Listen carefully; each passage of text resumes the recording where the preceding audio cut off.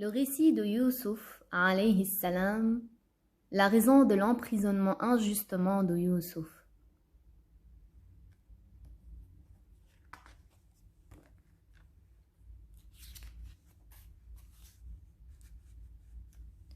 Allah Ta'ala a préservé ses prophètes honorés de commettre de grands péchés ou des petits péchés exprimant une bassesse de caractère, tant avant l'avènement de leur mission de prophète qu'après.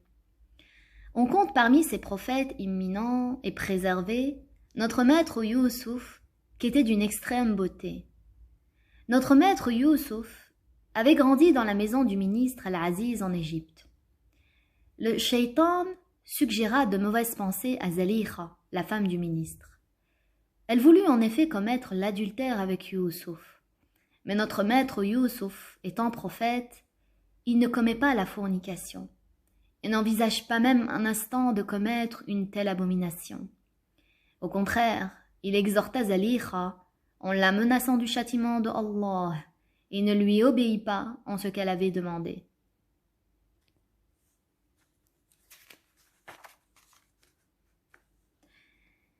Les tentatives de Zalikha se répétèrent plusieurs fois. La dernière eut lieu lorsqu'elle rassembla les femmes de la ville afin que ces dernières voient le bel homme dont elle était éprise.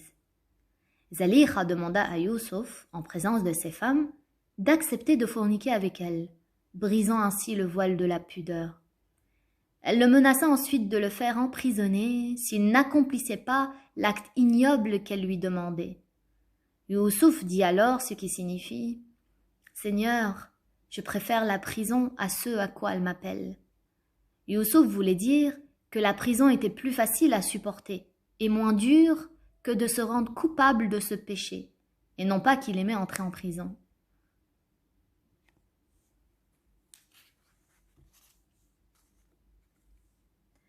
Quant au mari de Zalikha, lorsqu'il vit que Youssouf était innocent, il ne le poursuivit pas. Au contraire, il enferma sa femme qui ne pouvait dès lors sortir sans son autorisation. Zalikha rusa alors, usant de différents stratagèmes, afin d'amener Youssouf à accepter ses avances. Mais Youssouf ne prêta pas attention à elle. Lorsqu'elle perdit espoir, elle essaya d'une autre manière. Elle dit à son époux « Cet esclave de fils d'Israël m'a dévoilé devant les gens. Il leur a dit que je l'ai provoqué, et je ne peux pas prouver mon innocence. Permets-moi de sortir et de m'expliquer, ou emprisonne-le tout comme tu m'as emprisonné. »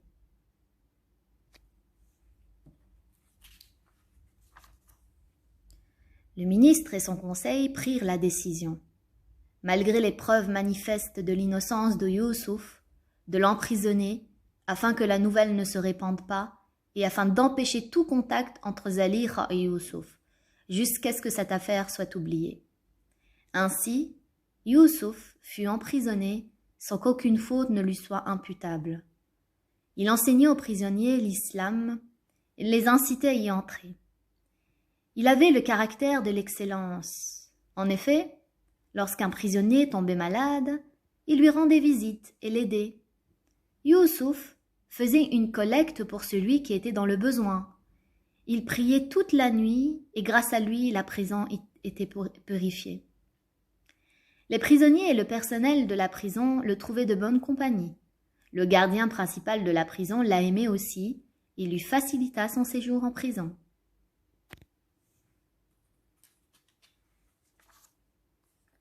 Youssouf resta en prison jusqu'à ce que le roi se courrouce contre son boulanger et son préposé aux boissons.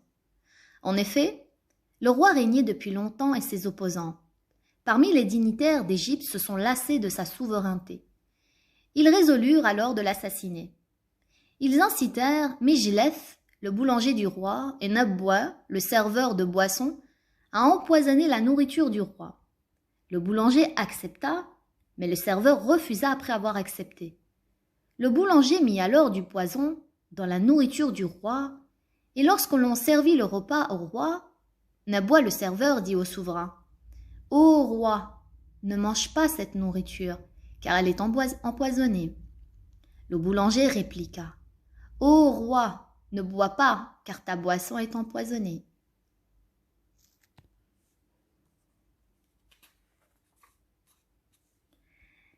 Alors le roi dit à son serveur Nabwa, « Bois !» Celui-ci s'exécuta, et la boisson ne lui fit pas mal. Le roi dit au boulanger, « Mange !» mais celui-ci refusa. La nourriture fut donnée à un animal qui fut foudroyé sur le champ. Le roi emprisonna ses 2 serviteurs afin de savoir ce qui les avait incités à agir ainsi. Leur entrée en prison coïncida avec l'entrée de Youssouf alayhi salam. Un jour, Youssouf dit aux gens de la prison qu'il savait interpréter les rêves. Une nuit, les 2 serviteurs du roi firent chacun un rêve durant leur sommeil. Ils se réveillèrent tourmentés. Youssouf leur dit « Pourquoi vous trouvais-je tous 2 tourmentés ?»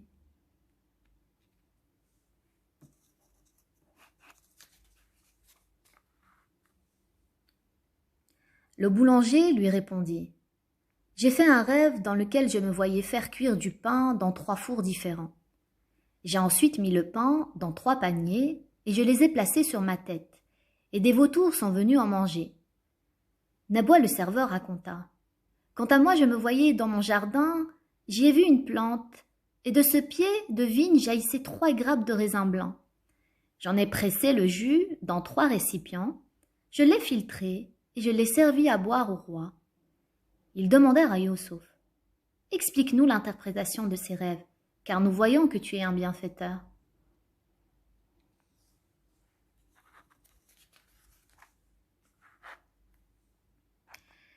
Avant que Youssouf n'interprète le rêve, Allah lui révéla que l'un des 2 prisonniers allait être attaché à un poteau pour y être exécuté.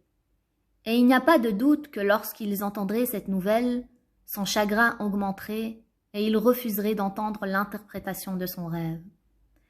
Youssouf décida alors que le mieux était de leur enseigner auparavant ce qu'il leur serait utile de la connaissance qu'ils possédaient. Il les attira afin qu'ils soient témoins d'un miracle confirmant sa véracité et sa prophétie. Peut-être suivraient-ils la religion de l'islam.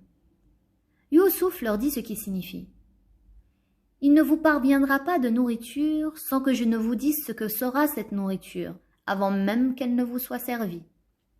Ceci afin que vous sachiez que j'ai une science. » Les prisonniers lui répondirent « Soit, fais. » Youssouf leur annonça ce qui signifie « Demain vous seront servis telle et telle nourriture. » Et le lendemain, la nourriture qui leur fut offerte était exactement celle que Youssouf avait prédite.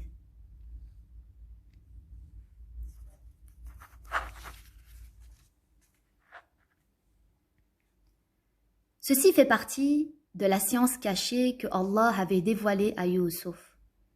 Il les appela à l'islam afin qu'ils connaissent le véritable bonheur. Ainsi, il s'adressa à eux en des termes qui signifient « Ô mes compagnons de prison, est-ce que la croyance en des dieux différents est mieux ou la croyance de Allah, l'unique, celui qui domine toutes choses ?» Youssouf leur expliqua que les statues qu'ils adoraient sont fragiles et dominées, puisque tout homme qui souhaite les casser et les rabaisser le peut, tandis que Allah, lui, est l'unique dans sa souveraineté. C'est lui qui domine ses esclaves, celui que rien ne vainc, celui qui n'a pas de semblable, et celui dont nul n'est le semblable dans toute la création. Il n'est pas un corps composé de parties réunies les unes aux autres.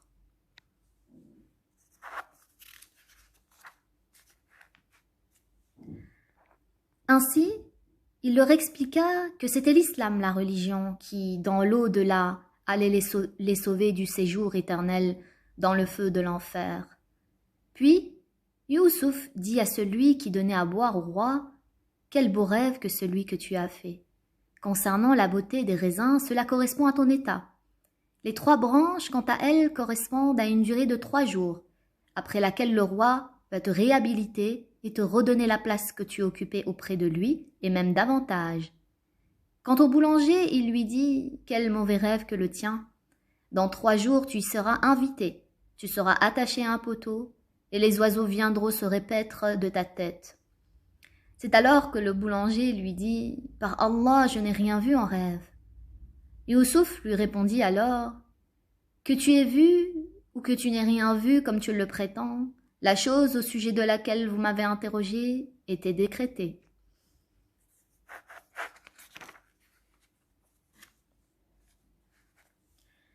Puis Youssouf s'adressa à celui qui donnait à boire au roi en disant ce qui signifie « Parle de moi auprès du roi et raconte-lui ce que tu as vu et parle-lui de ma connaissance de l'interprétation des rêves.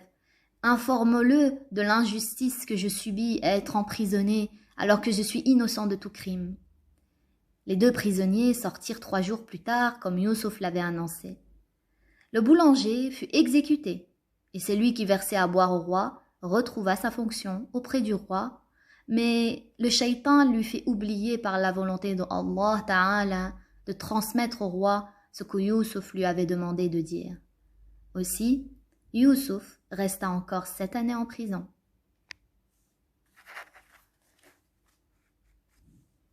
Barakallahu fikum.